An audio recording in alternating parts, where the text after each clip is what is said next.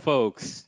Hello from sunny Florida right now. Well, where I'm having some great weather, and here to talk to you about the API gateway, like why we decided to build this, how we ended up building it, like the stuff that did work, the stuff that didn't work, why we decided to actually build one instead of just using something that was available, and the what we've learned on this 4 years, I would say now, of running this in production and using this to help out people inside the business to get stuff going on. We'll just give a little bit, like a minute to let everyone settle in so that I can start the presentation. And I'm a software engineer at the Edge team at DigitalOcean. The team was created specifically to not to build an API gateway, but to help teams to move out of the monoliths that we have. So our mandate when the team was started, when I joined the company back then, this is like more than 4 years ago, was exactly this, allowing people to allowing the teams, making it easier for the teams to migrate and to create their own services to help the company grow at a faster pace. So that was the why we ended up like this, and how I ended up myself on this team, to make sure that we could allow people building stuff on our API and public cloud to get stuff going and moving out of what we have. Let's get started. So you folks can ask questions at any time. We're going to collect all of the questions, and I'm going to be answering all of them at the end of the presentation. So if there's anything you would like to ask, just ask the question.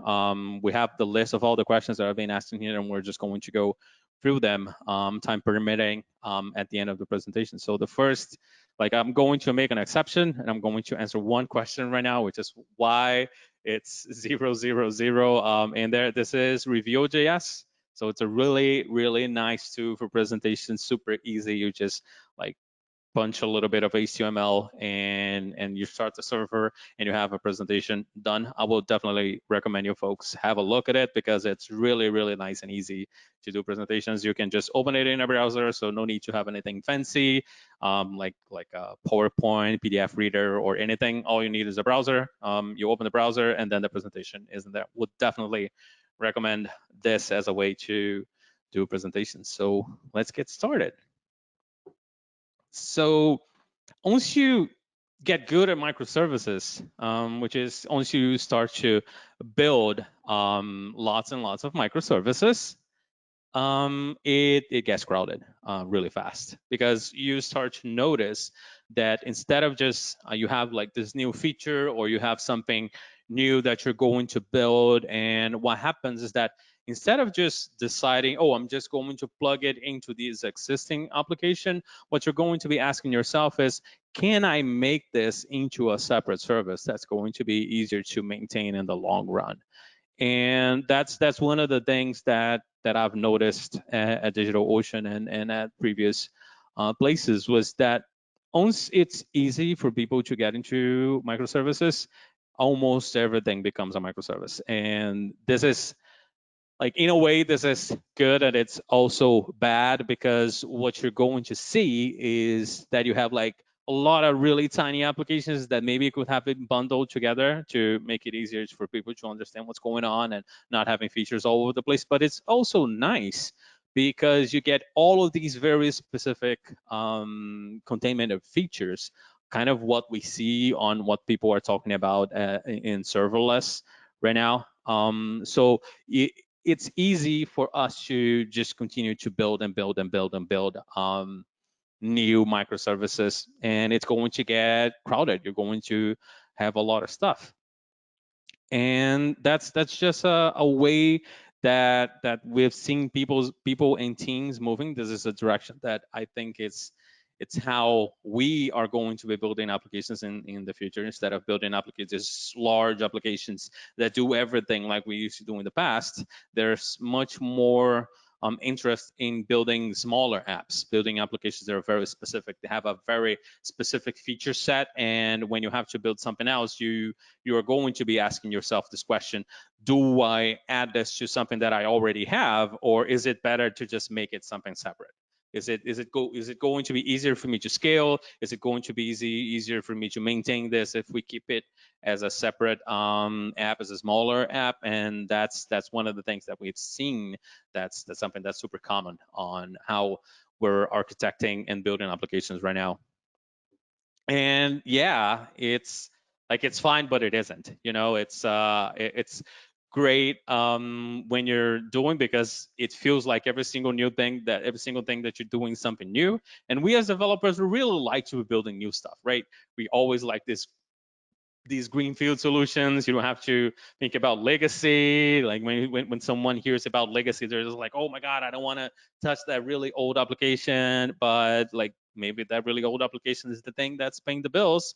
So there's like, we have to strike a balance in here between building new stuff and maintaining the applications that we already have. So it's not just, let's just build every single thing as its own application, because it's going to be really a super complicated nightmare to maintain something like this.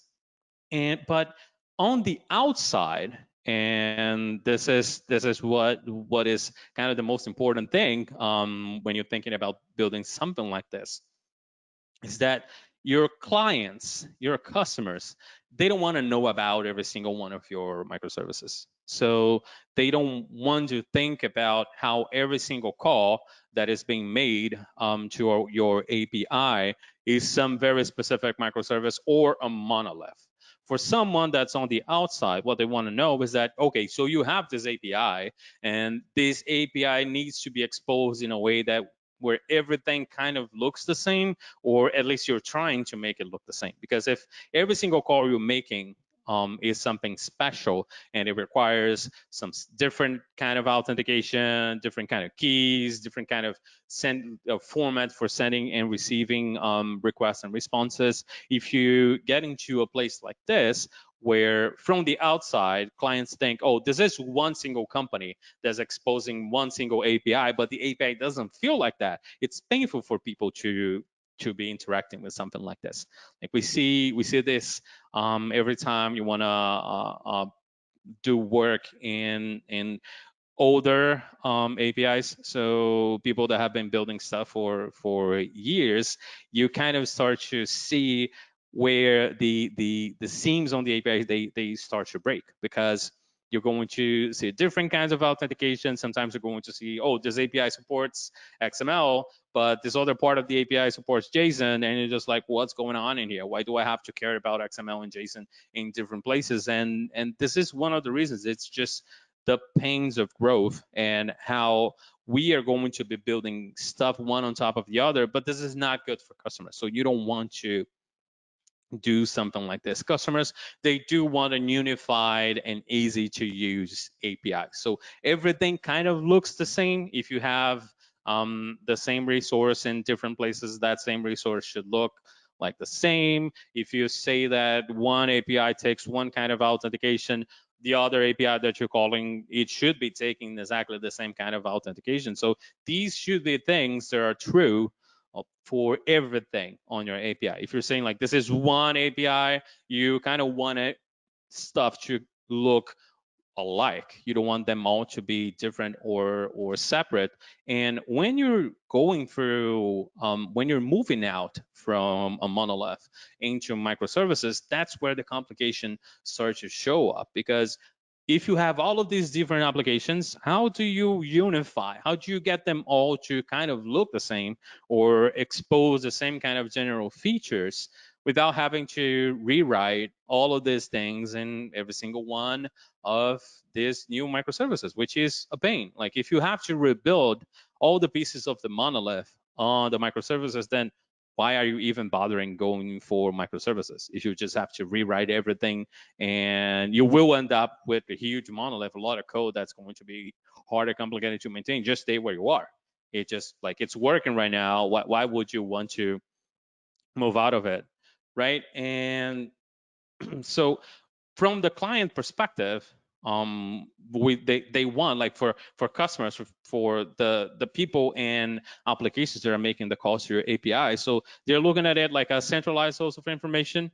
Like they are expecting authentication and authorization to be something that works across the board. All calls, they kind of work the same call and error handling patterns. So if you have some kind of rate limiting on the API, there shouldn't be special places for rate limiting. If you're saying like this API defines rate limiting and it has headers that informs you how the client is going to be rate limited. This should be true for all the calls on the API. Maybe you have different limits depending on the API you're calling, and this is fine as long as you're returning this information to the customer the same way. So the information that you're sending back to the client, like this, like if you're making this call requires like only allows you to make 10 calls a second, but you have another call that allows you to make 100 calls a second. On the response, they should kind of look the same. They should use the same headers. The information should come the same way, so that you don't have to wonder like, why is this different? Why is this something that is like different than the other call? And you also want a common communication format. So if your API is JSON, like kind of keep JSON as your format. Like don't mix and match multiple formats in here, because it's just going to complicate your life and the customer's lives in the future. And when we see something like this, like we want all this, we want everything to be homogeneous, but we also want teams freedom to move at their pace, right? One of the biggest complications when you're working in a monolith is that it's a change on a small piece, like a change, like you might think that, oh, I'm just changing this very specific part of my code to deliver a feature. That change might actually change other stuff in other places that you don't know about. So you have huge test suite. So there's a lot of stuff that needs to be verified whenever you make a change, because there's just too much code in there, and code could touch, like one single change could be breaking or changing stuff in other places. So the speed that you get when you're working in something like this is usually not the same that you would have if you're working in a smaller project that's only for your team, because a change on your project most likely is only going to affect you. So teams also want, like, we have all these constraints on the outside from how customers are looking at our API, but internally we want to give people the power to just say, hey, we're just going to build this in our own way, using our own language, maybe using a different framework that I think is going to be better or faster or produce a better result. So we have to balance these two asks, because we do want to serve our customers in the sense that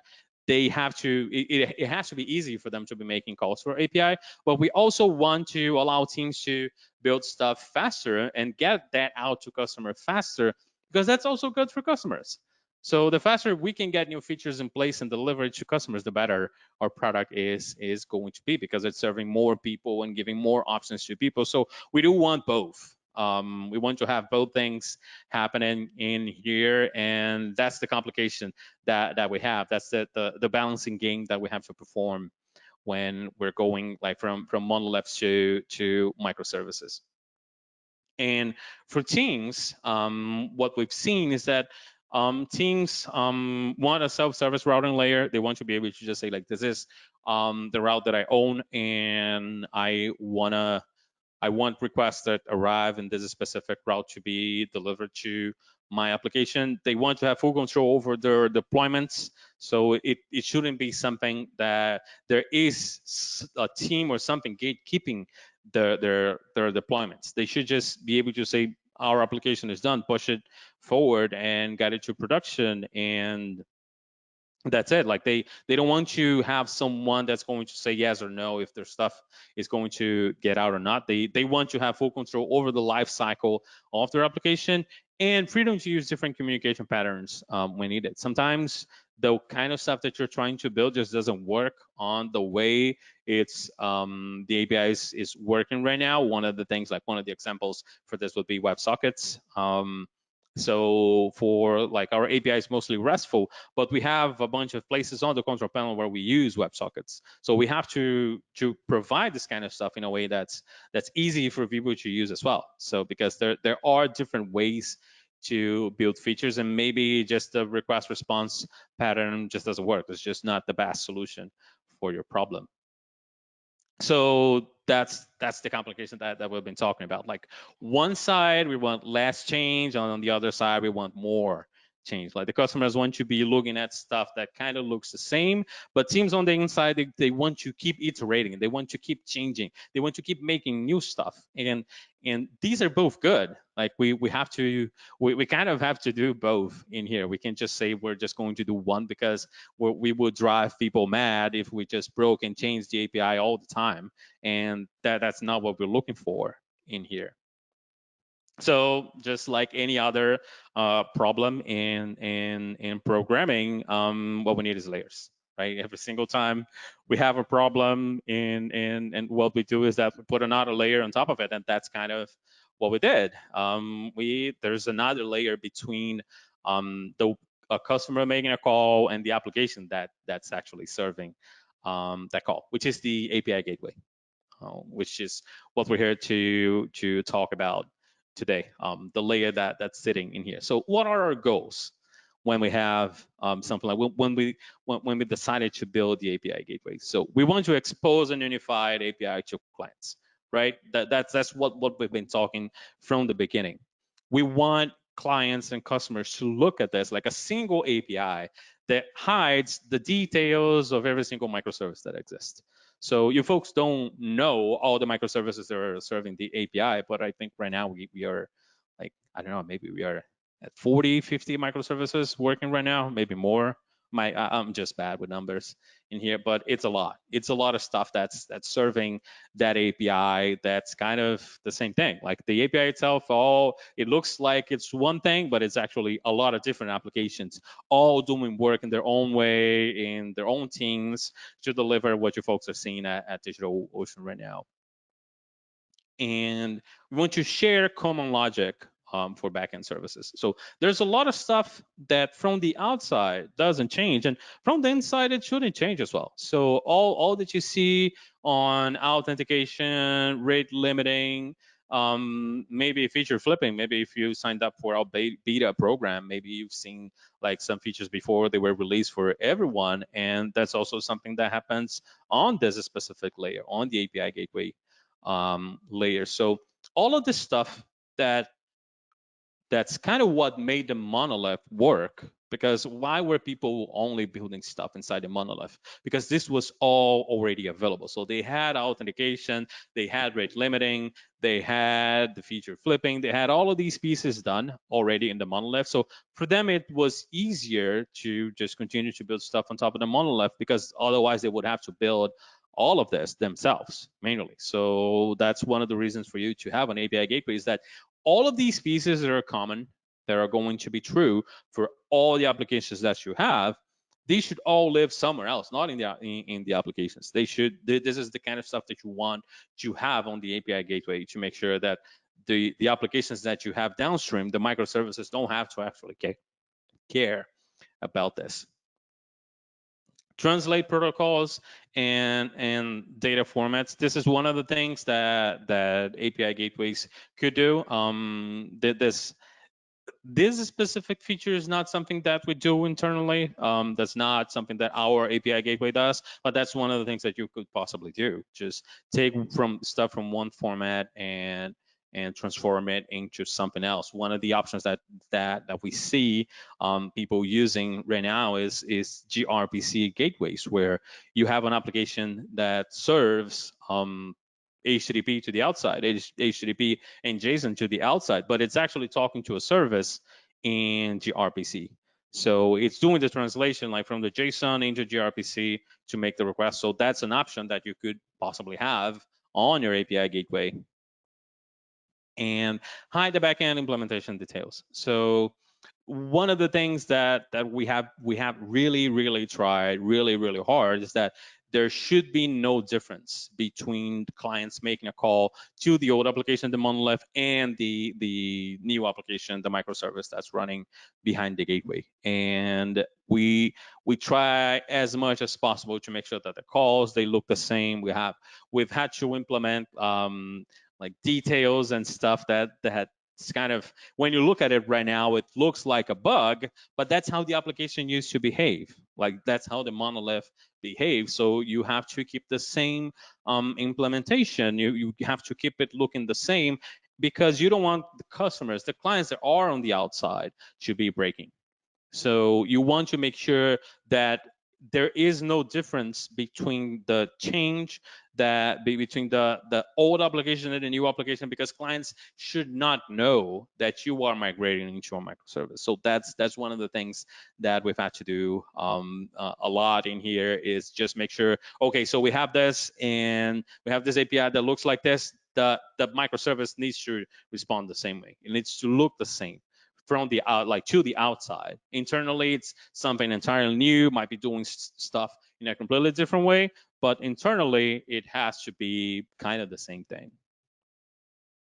So, and all the classic proxy like support. So if you've seen stuff like AJ proxy, Nginx, all of this, like this is something that an API gateway should be doing. Like it should be doing rate limiting, should be doing load balancing, should allow for tracing and logging, should do service discovery, should do feature flipping, like enabling, like sending a user to a different route if it has like a specific feature enable. All of this is stuff that an API gateway can also do to help teams on the inside.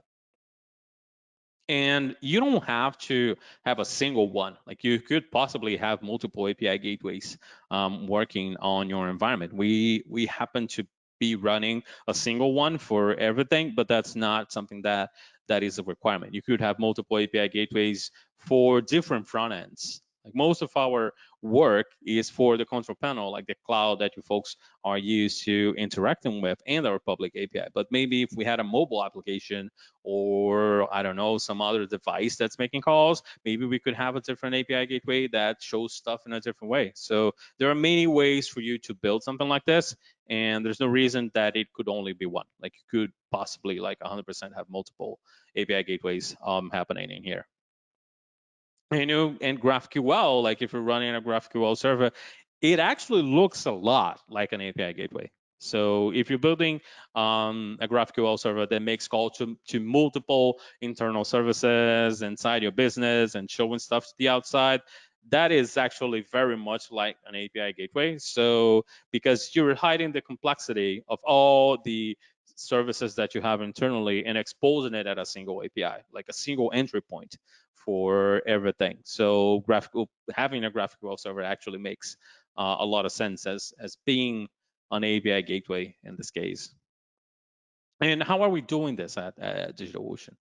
So we used to have 3 monoliths, and this, like, it's 3 monoliths, but there's a lot of shared code between them. It's mostly Ruby, and there's a lot of like there's a gem that's a gem that has a lot of the shared code between all of these applications. So that's why, like, it's 3 monoliths, but it's actually kind of just one, because there's a lot of stuff that gets shared between them. We started this in July 2016. That's when we started building our API gateway. It was in production in October, and it got its first new microservice in December. The first team that got an application behind it, and here we are. Here I am, like making a presentation to you folks. October 2020, it's still going. That's if you're making a request to our public API or the control panel, it's going through the Edge gateway to be served. So every single request that folks are making to our API, it's happening right here, like through this specific service. So what is it? We decided to build one ourselves. Back then in 2016, there were not a lot of options for us to pick, and we needed something that we could build on top of. Like we had to build a lot of features on it. We had to to get a lot of the stuff that was available on a monolith, like the authentication, the way we do rate limiting, feature flipping, all of these things, they had to be made available on this application so that people could just use it. And so we couldn't just use, oh, let's just use AJ proxy and do the proxying, because that just wasn't enough. And while we could, like, one of the options that we looked back then was just using Nginx with Lua and for scripting, but we noticed that what we were doing required a lot of code. We had to do a lot of stuff to migrate features from the monoliths into the API gateway to share it across all the services. And writing all of that in Lua scripts was really complicated. So we decided, well, we already have a lot of stuff happening in Golang in here. Let's build something internally that does it. And what we did was that the microservices where people were building new stuff into, if you're going to start a new project, most of the time teams were just going to say, we're going to build as a microservice. So for new stuff, that was easy because they didn't have any history. So they could just like say, yeah, we are going to build this stuff that's new as a new application, as a microservice. But we also had a lot of features on the monoliths. And what we decided was that we are not going to require people to be moving. Like, there's no reason for us to force people to do migration, to switch from one place to the other. So this should be a decision from the team that, okay, we want to migrate this functionality, or we want to build this functionality into a new application. And we fully supported both options. So we didn't want to tell people, hey, you have to move, you have to migrate, you have to be doing something new, because that's just not going to work, especially at the scale that we were with the amount of code that we had in a monolith. We couldn't just say, oh, we're going to migrate everything. That doesn't work. So you don't want to do something like this or try to do this kind of migration of migrating everything. It's much easier for you to build an infrastructure that allows people to slowly and at their own pace do this migration and move at their own speed. So we have authentication.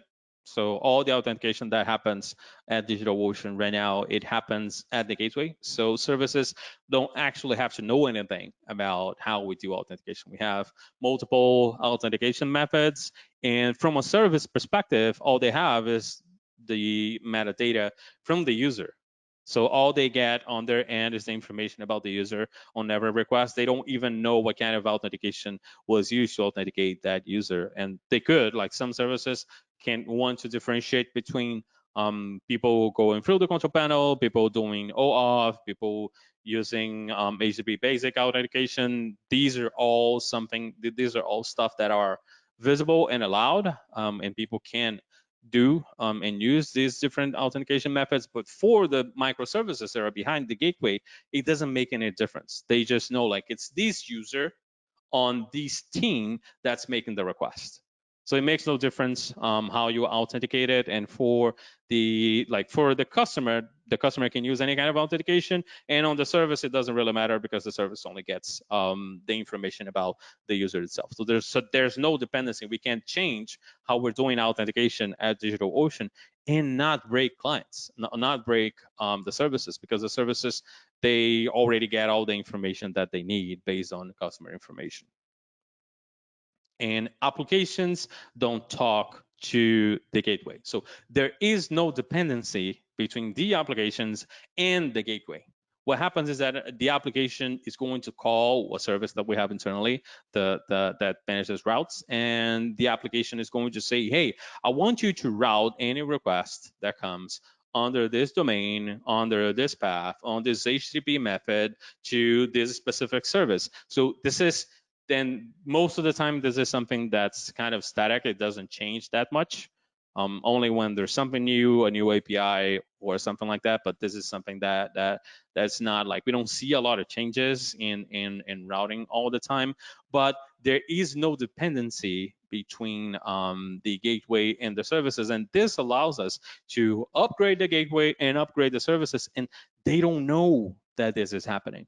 So the services don't know when the gateway gets deployed or there's something new in there. And the gateway itself doesn't know when the applications are deployed because there is no direct dependency between them. So there is no shared code between them. They are all living in their own places. And this is really good because there's no need for me to be coordinating with other teams when I'm going to make a change. And there's no need for the other teams to be coordinating with us. They continue to work in their own cycles, in their own time, and we work in our own time, on our own cycles, and it just keeps moving forward. So that there is no need for us to be in sync between what we're doing because the applications just don't depend on each other. And the gateway is going to forward the request. Like whenever the gateway gets a request, it finds the service where the request is going to. It adds a bunch of metadata, like authentication metadata, maybe some feature flipping metadata, all the extra metadata that downstream services would need. It gets added to the request using HTTP headers. And on the other side, the application just looks at the headers and figures out and looks at the information that it actually needs. There's no special format or magic going on in here. And this allows us to not care how you're building your application. So the gateway itself is a Golang application. The microservices, they could be anything. It doesn't matter, as long as it's an HTTP application, as long as I can send an HTTP request to it and it's going to give me an HTTP response on the way back, I don't have to know anything about your application and your application as well. Your application doesn't need to know anything about Golang or the gateway because all the information that you're getting is through HTTP headers. So these are part of the HTTP format, the protocol. So there's nothing special about them. You just read the header and the information isn't there. So there is no magic format, no magic translation that's going on in here. It's just pure HTTP, just like we do on everything on the web. And that makes it super easy for us to keep moving forward because there's no dependency between us and the services and us other than the name of the headers. This is the only thing that they have to know. And we have a list of all the headers and all the names and we don't change those. And then that's it. That's how all the communication between the applications happen in here. So as I said, like the updating one or the other, there's no effect. People don't have to know that the gateway was updated, and applications don't have to tell us that they have been updated unless they're changing the routes or unless they are going to a different place or they're being deployed to a different server or something like that. This is something that they change on their own routes, but there's no link, there's no direct link between the gateway and the applications that the gateway service. So what made most of the difference for us? One thing was documentation, making sure it was easy for people to place the services behind the gateway. So making sure that there was documentation, it was easy to follow, there were examples that people could use, and whenever people had questions, add those questions to the documentation to make it simple for people to start working on their applications. Sane and easy to use default. So timeouts, one of the things, especially in Golang, is that timeouts for HTTP, they are, I think the default is you just wait forever. So we know that this is bad. Customers should not be waiting forever to get a response. So whenever you don't set the values for basic configuration like timeout configuration, we go for same defaults on these configurations and use that to configure the services. So we're not asking, you can always go there and set your own configuration, but if you don't want to set any configuration, it's not going to be something like that is going to be detrimental to the service. We have good defaults that work for most of the applications, so you don't have to worry about this kind of stuff. Free metrics and dashboards. So one of the advantages of having the gateway be the main entry point for all applications that we have is that we get metrics for every single microservice that we have internally serving the control panel or the public API. And since we have those metrics, why don't we just build dashboards for people using those metrics? And that's kind of what we did. We have metrics for every single application application gets its own metrics, request counts, the time it's taking to serve requests, and all that. You can look it out at the dashboards that we have built. Any internal team can look at this information and figure out if their application is behaving fast. Like if we do alerting for teams as well. If your application goes down, we're going to fire an alert and let you know that your application is down. If your application is seeing too many errors, we're going to do that. So there's a lot of stuff that we give teams for free that they don't even have to worry about. So there's a lot of metrics, alerting, and observability that we make available for teams just because they are behind the gateway. This was a huge win because people would just come in and say, hey, I am not seeing this request, so I don't know how this request failed because I could not find logs in or metrics on my end. And we can just point them to our logs and say, this is what happened. This is the request that came in. This is the response that your application produced, or this is the error that your application produced. So people have full access to all of this just because they are behind the gateway. Like there is no cost for them to have this. And it is a self-service solution. People don't have to come to us, to the Edge team, and say, hey, I want to place my application behind the Edge gateway. They just say, like, I have this route. I want to serve requests on this route, and then that's it. And being reliable. Being a piece like that's one of the main concerns that we have is that the gateway is the entry point for every single request to our control panel and API, which means that we can't break. Because if we are broken, then everything is broken. You would not be able to create droplets. You will not be able to start Kubernetes clusters. So all of this is like, we have to be reliable. We have to be much more reliable than all the other pieces, because if we are breaking, everything is breaking. So making sure that our service was reliable, available in multiple regions, and in allowing for failures in specific places and still work was a really important thing, and was something that made make it easier for us to convince people to place their applications behind the gateway. And where did we fail? Feature parity with the existing monolith took us a while to have all the basic pieces in place. So if you're planning to start an API gateway to do something like this, to migrate out of a monolith, one of the things that you should be thinking about is that you should have as many features that people are using, or maybe the most important features.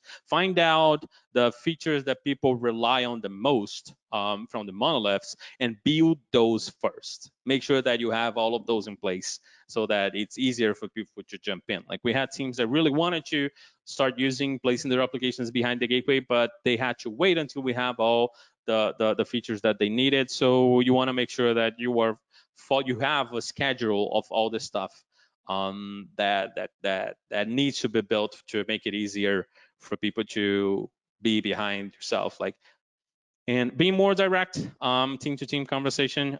We are an infrastructure team. We are serving other teams inside of DigitalOcean. So it would have been also better for us to be working directly with teams on one-on-ones on the beginning. So if you're going to do something like this, you're going to change the architecture. You want to help people understand what you're doing, why you're doing it, and how they benefit from this. And it's hard to get to something like this only with documentations and presentations that you're doing to everyone. Go and talk directly to teams and help people do the migration.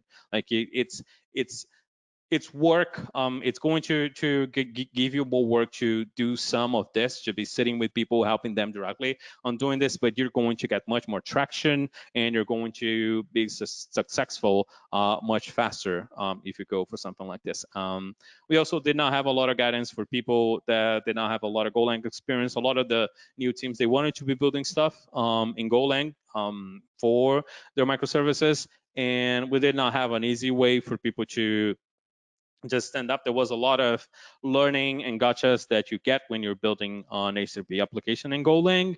And if you're going to do something like this, and people are going to be migrating mostly to one specific language, maybe they're going to be migrating mostly to JavaScript, using Node.js, they're going to be using Golang, they're going to be using Java or some other language. Make sure that you have guidance for the teams that don't have a lot of experience in these other languages if they want to do migration. So help them get up to speed and fix the gotchas before something like this gets to production.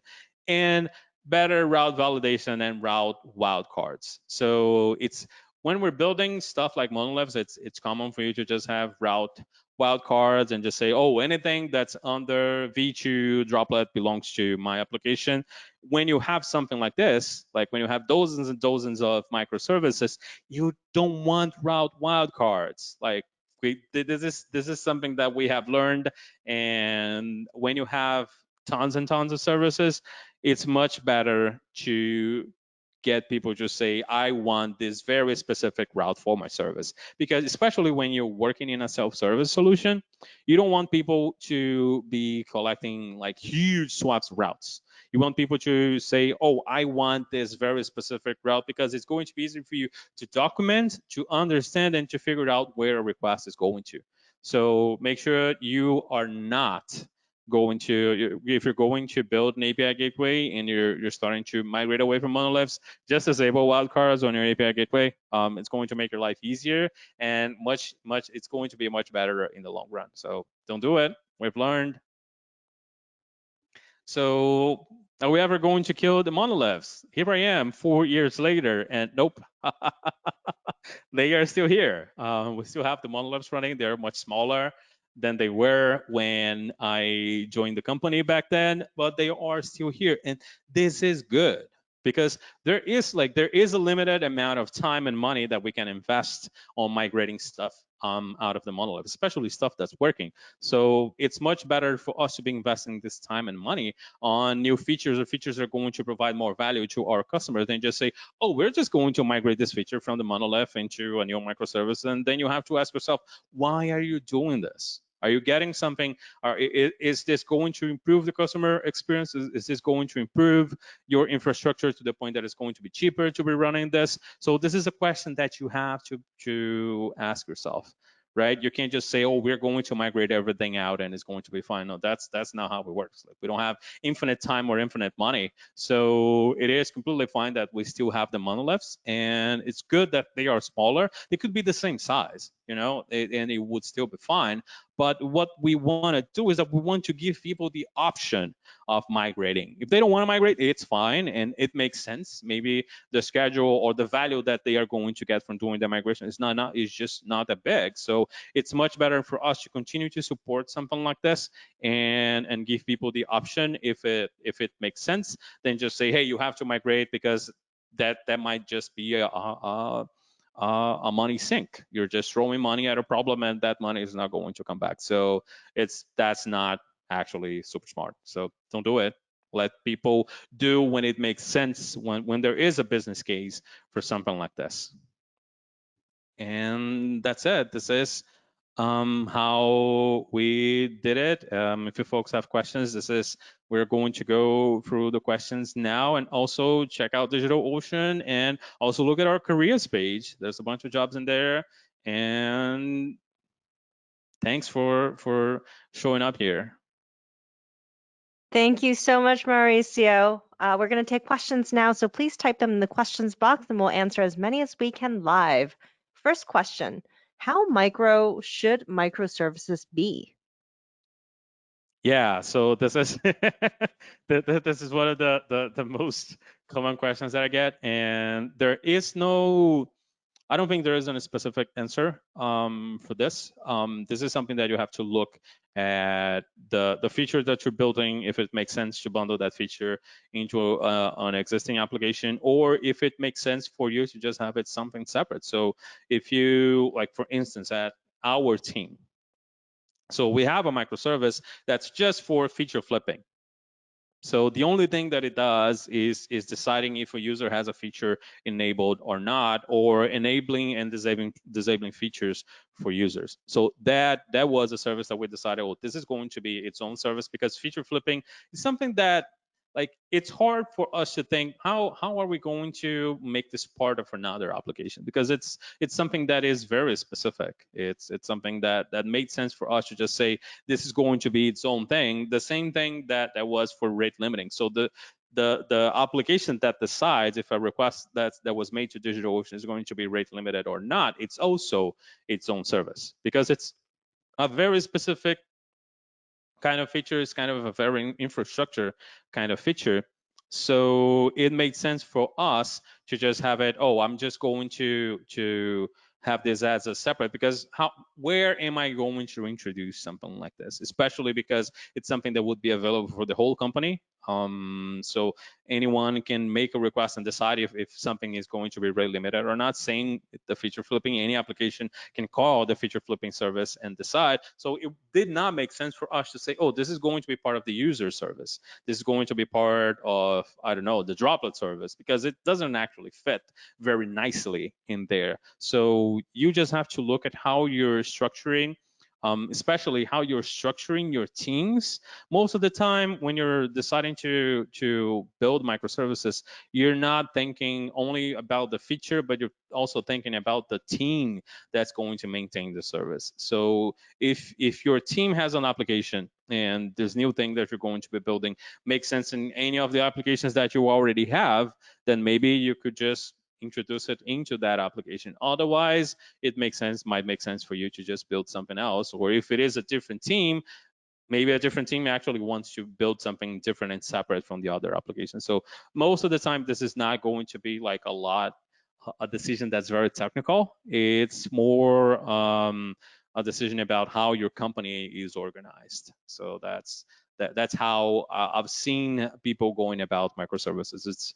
It's much more about how you're organizing the company than code itself. That's helpful.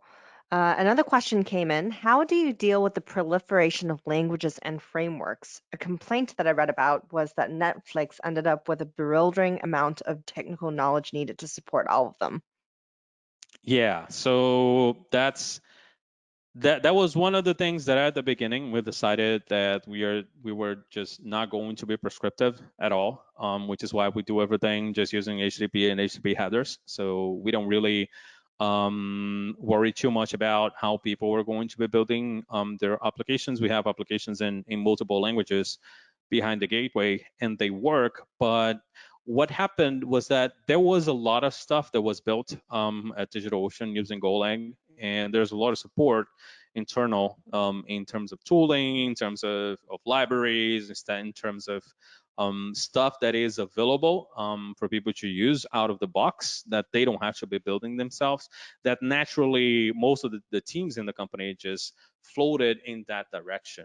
And I'm not sure if it makes sense for a company to have like a very specific request. You are just going to be building code in this specific language, because DigitalOcean started in Ruby and now we're mostly in Golang, and we have a lot of stuff running in JavaScript. So, and we've been successful. So I guess it kind of works, but there is also a cost. So if someone decided to build something in a language that doesn't have a lot of support here internally at DigitalOcean, they would have to build a lot of stuff from scratch, because there's a lot of libraries, a lot of stuff that we do. Like we have to ship stuff to logging, we have to do collect metrics and all that kind of stuff. And you would have to do a lot of this yourself. And there is a cost in you doing all of this yourself. And maybe that cost is just not going to work if you have to rebuild all of this to deliver like one single feature for your team. Like the new technology and the new language you're using needs to be really, really, really productive, or be so much better that the cost of you building all of these basic pieces actually works in the end. So while I don't think people like should just be prescriptive, because sometimes you just have to switch and use a different technology, I feel like nudging people in one direction, giving them tooling, giving them the possibility of having stuff that has already been done and that they can just use, is how you get people to kind of stay all in the same place, which is kind of what we wanted to do with the gateway. Like we didn't want to be prescriptive, but there's a lot of stuff that has already been made, and you don't have to rewrite everything. Like someone could decide, oh, we're just going to build something that is completely separate and is not going to run behind the gateway, and I guess it would be fine, but they would have to build a lot of stuff themselves. So what we did was that this is offering all of these things already done for you, so you can just use it. So you can kind of do the same for languages. You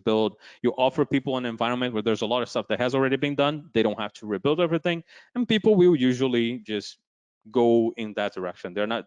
Most people don't want to rebuild the universe to get one single feature out there.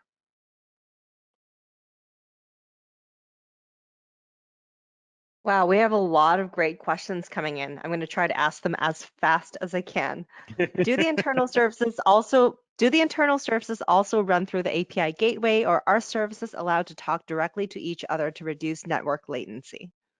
Yeah, they can talk directly to each other. So we want teams to, we don't want anyone inside DigitalOcean to call the gateway. That was one of the things that we were always asking people not to do. If you have to talk to another service, please talk to the service directly.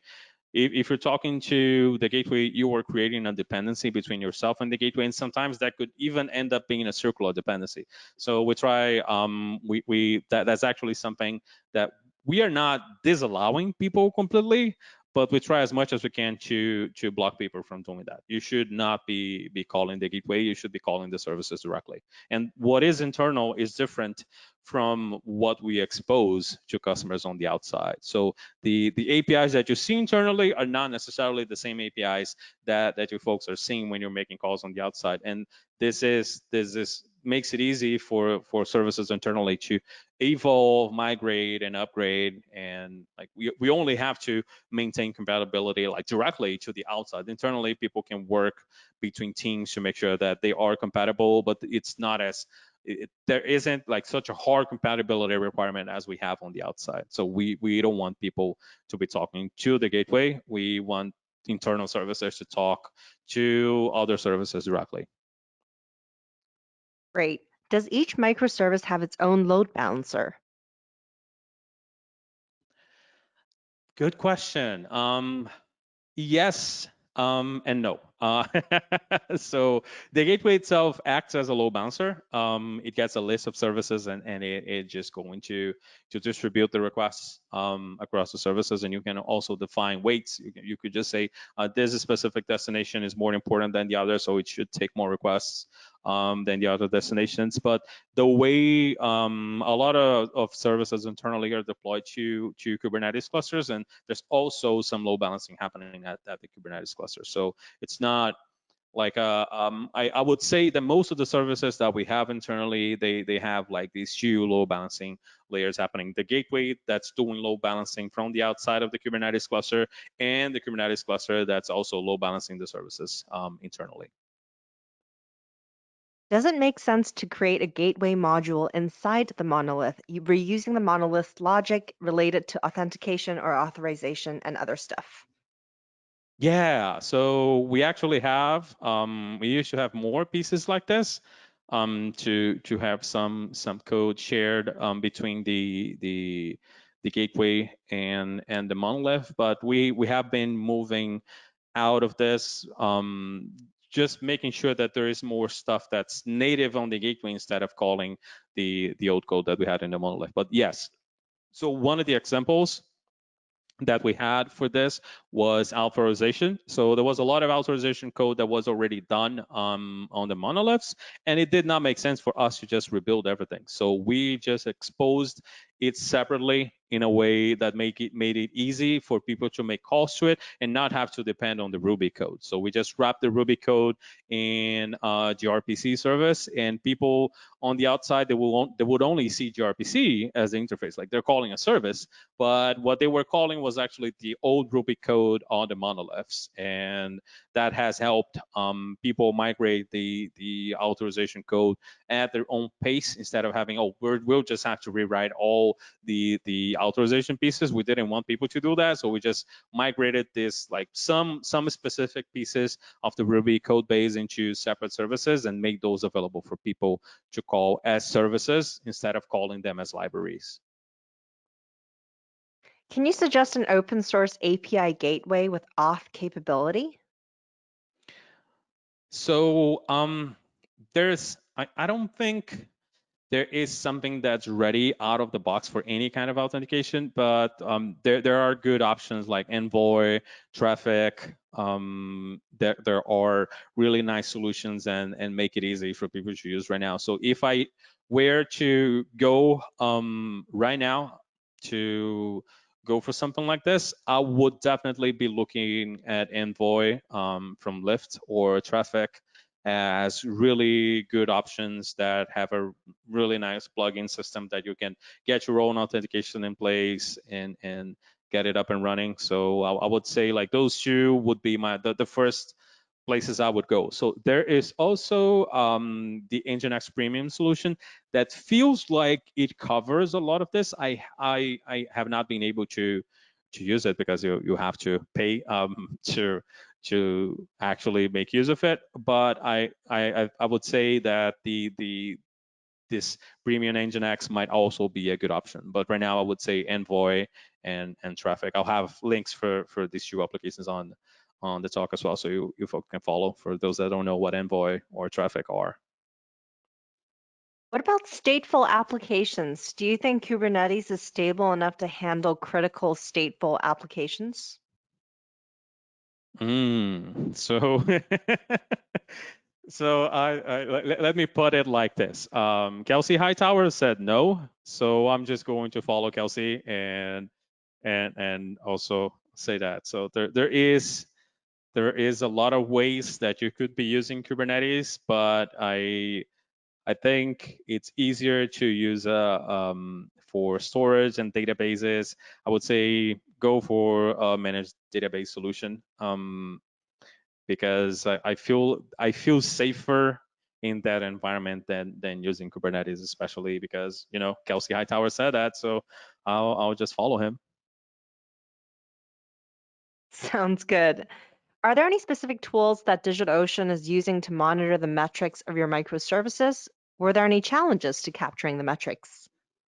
Yeah, yeah. So this is this would be a question better placed to our observability team. But yes, so one of the things that has made it easier for us internally is that our own Kubernetes setup allows is connected to our observability setup. So you can just connect your application, say that your application has metrics available. We use mostly Prometheus in here. So you have a Prometheus endpoint up and running, and our Prometheus setup that's run by our observability team is just going to scrape that information and make it available for us to show as metrics, mostly on Grafana. So we make extensive use of Prometheus and Grafana. And again, one of the beauties of this is that this is almost everything is self-service. So you just have your application, you have it up and running, and you configure